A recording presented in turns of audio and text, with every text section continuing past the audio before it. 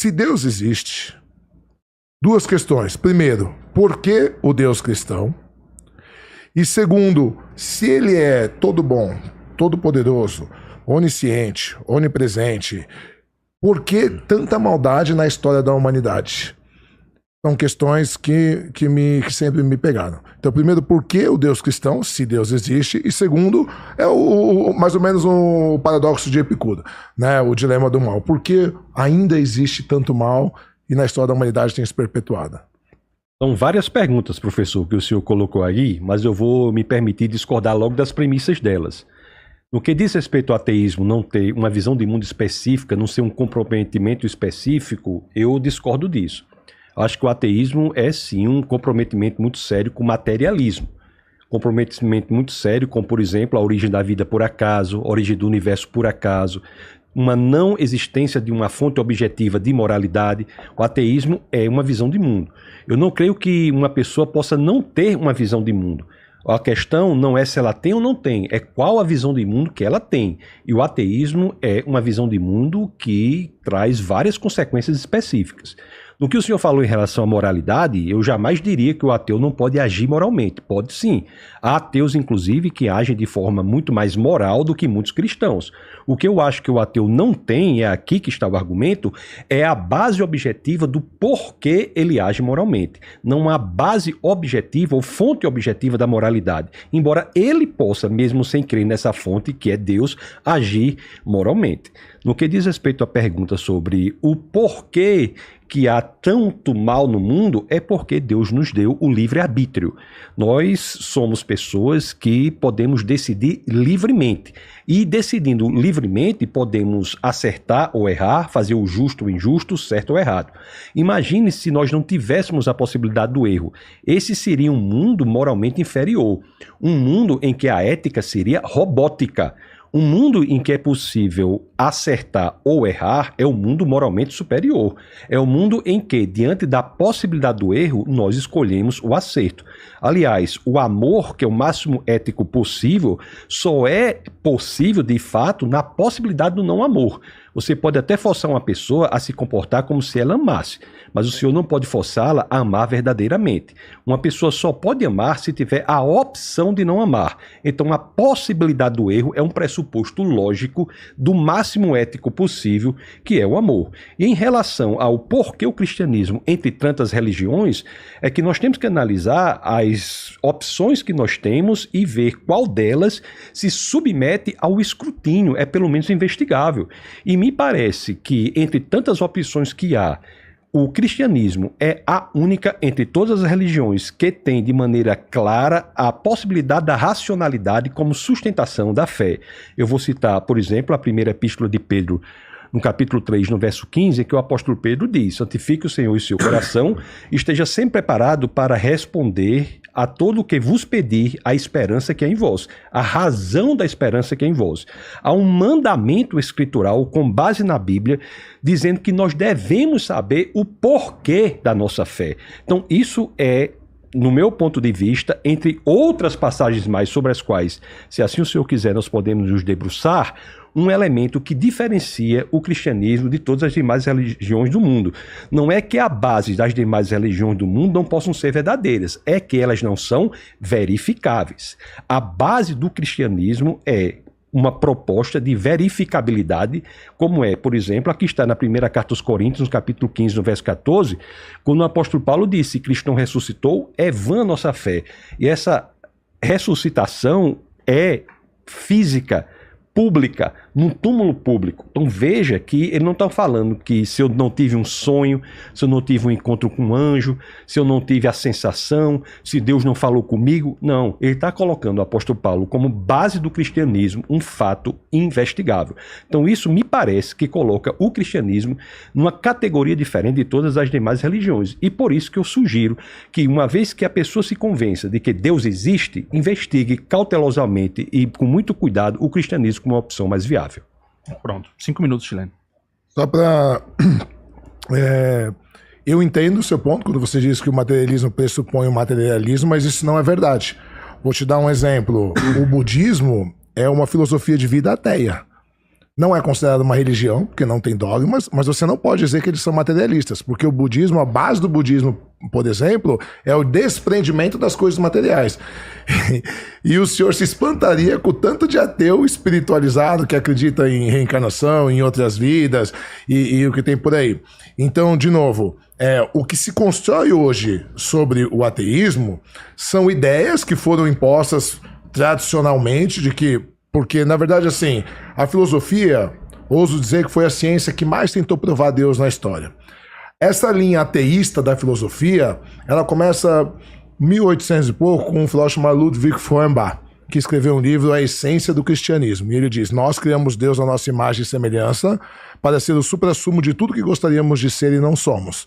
E a partir daí, vem os materialistas, vem Marx, vem Nietzsche, vem Freud. Aí depois, em 1859, vem A Origem das Espécies de Charles Darwin, que não era ateu, embora ele é considerado um dos cavaleiros do ateísmo, né? Porque Freud vai dizer que a terceira grande ferida narcísica da humanidade é a teoria da evolução, quando Darwin mostra que tivemos todos um ancestral em comum. Então, na verdade, não é certo falar que o ateísmo pressupõe um materialismo. Muitos ateus são materialistas, mas muitos também não são. Haja visto o caso do budismo, que acredita no karma, né? Então eles não acreditam num Deus único criador, que o karma você vai vidas e vidas. Aí eu não sou especialista em budismo, mas as pessoas vão entender o que eu estou falando. Já com relação à ética, para mim é o contrário, né? E aí o professor Savino vai poder falar melhor do que eu, né, com análise bíblica. Se você usar a Bíblia e os pressupostos bíblicos como valores de ética e moral hoje, tem uma grande chance de você ir preso, né?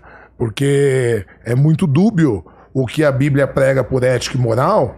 E se a própria Bíblia diz que para Deus um dia é como 1000 anos e que Deus não muda, já que ele é perfeito e ele é onisciente e onipresente, a ética tem se apresentado muito diferente nos milhares de anos que a Bíblia, desde que ela tem sido escrita até que ela tem sido apresentada hoje.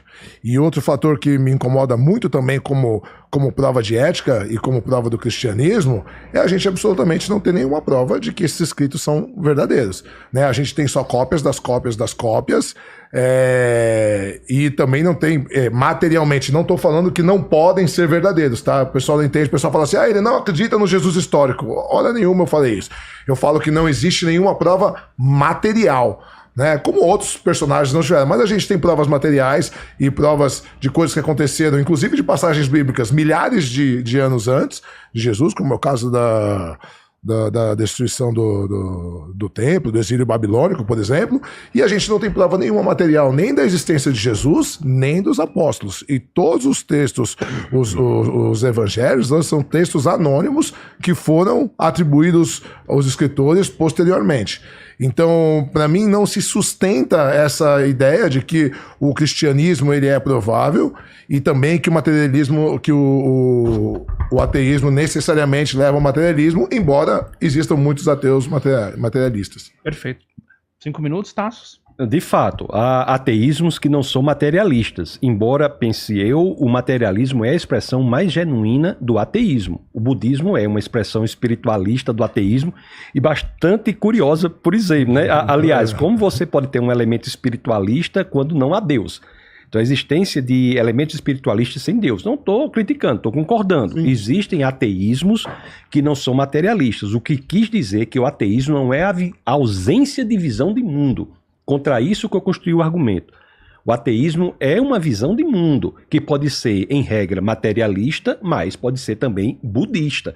O que não há é, como foi colocado, o ateísmo como simplesmente uma predisposição contrária a uma visão de mundo, seja lá qual for. O ateísmo pressupõe um comprometimento, sim, com premissas da visão de mundo, conclusões que podemos tirar, posicionamentos específicos. É uma visão de mundo como outra qualquer, embora haja subdivisões do ateísmo. Em relação às escrituras, independentemente do que se diga das escrituras, e nós podemos falar da questão das cópias, se quiser, mas independentemente disso, não é o tema específico específico do nosso debate. O tema específico do nosso debate é se Deus existe ou não. Então tem muitos argumentos para a existência de Deus. Argumento cosmológico, argumento da vida, argumento do ajuste fino do universo, ajuste fino da vida, argumento da moralidade, que já nós o tangenciamos, argumento ontológico. Nós podemos falar sobre esses argumentos, sobre a existência ou não de Deus. A confiabilidade das escrituras é um argumento que é importante no seu tempo. É que acabou. Desculpa, só eu sei que não, só para pontuar. Tá. É que eu esqueci de falar que assim me causa estranheza a veracidade do Deus cristão, sendo que a gente não consegue ter essa confiabilidade 100% da Bíblia. Acho que isso que ficou faltando, por isso que pareceu que tá um argumento meio solto. É que assim, já que a Bíblia pretende ser a palavra de Deus e a verdade para todos, por que ela não é uma coisa realmente tangenciável, provável, claramente? A gente precisa ter tanto trabalho para ficar justificando, entende? Esse é um problema de teologia, não de existência de Deus. Esse é um problema de entender quem Deus é. Não um problema de entender se Deus existe ou não. Se Deus existe, ele se revelou ou não? Isso é uma pergunta. E se ele se revelou, foi por onde? É outra pergunta. E se foi pelas escrituras, por que essas questões e como entender Deus? Aquele que faz esses questionamentos já tem a assunção da existência de Deus. Está tentando entender quem Deus é ou se Deus se revelou ou não por meio das escrituras. Ou teve, né? E não tem mais. Se Deus é uma causa atemporal, ele não se submete ao tempo e, portanto, não deixa de existir. Depende da nossa definição de Deus, que nós podemos conversar sobre essa definição de Deus. Mas uma consequência lógica da atemporalidade da causa do universo é que ele não pode vir a deixar de existir. Perfeito. Sabino, sua vez. Bom, a respeito da discussão de vocês, vou fazer uma pergunta. O Deus o qual você acredita é o Deus bíblico? Pessoalmente é o Deus bíblico, mas o tema do nosso debate é se ele existe ou não. Não. O tema não é se o Deus é bíblico ou não é. Não. O tema é Deus existe? Então, Deus existe. Eu estou te fazendo uma pergunta. O Deus o qual você acredita que ele existe é o Deus bíblico? É um Deus que se revela pelas escrituras. Ok. Então é o Deus bíblico. Deus bíblico. Certo. É isso mesmo. Só tem um problema. Então você acredita que o seu Deus, o qual você acredita, é um Deus mentiroso, então? Esse não é o tema do debate. Esse é um tema de teologia. Então, esse é um tema... vamos lá. Não, deixa eu só falar. O senhor não perguntou? Aí eu respondo. Sim, vai lá. Se o senhor quer que eu fale no seu tempo, deixa eu só terminar o pensamento. Eu vou ser bem sucinto. Se a sua pergunta é se o Deus é bíblico, você está pressupondo que Deus existe. Mas eu não sou ateu. Então, isso é um problema. Eu não sou ateu. É um problema com a produção. Eu não sou ateu. Explica pra gente. Então, não faz. Então, se o professor não é ateu, o senhor pode vir para esse lado. Eu não sou ateu. Aí vai ficar três. Não, calma. E primeiro que eu não sou ateu. Então, por que o senhor convidou alguém que não é ateu para debater se Deus existe? É justamente porque ele tem uma crítica não contra a existência de Deus, mas sobre a questão do Deus bíblico. Mas esse não é o tema do debate. O tema do debate não é esse. O tema do debate é Vamos lá. Deus existe?